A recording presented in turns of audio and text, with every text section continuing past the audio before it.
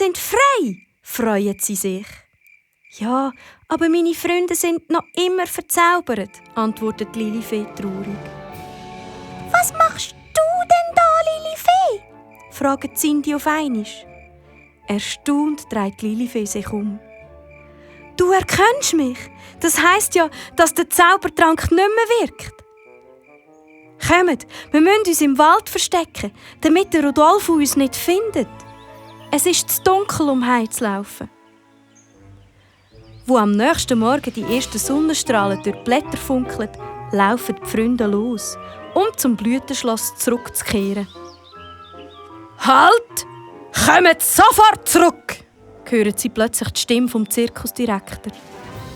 Wir haben doch so viel Spass zusammen. Und was wird aus meinem Zirkus ohne Artisten? Der Rodolfo rudert wie wild mit den Armen.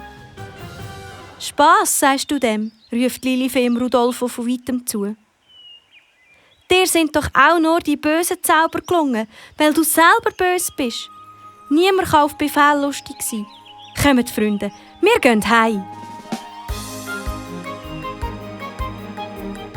Im Schloss werden die Freunde freudig begrüßt.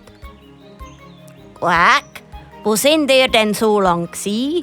Wir haben uns schon Sorgen um euch gemacht. Empfängt sie den Carlos, den Frosch.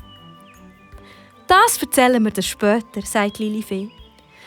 Jetzt müssen wir uns zuerst einmal ein bisschen ausruhen, denn morgen feiern wir ein grosses Zirkusfest. Dort darf jeder mitmachen und Kunststücke vorführen, so gut er kann. Es ist ein wunderschöner Tag auf der Schlosswiese geworden, mit vielen lustigen Vorführungen. Auch die kleine Waldfee war eingeladen.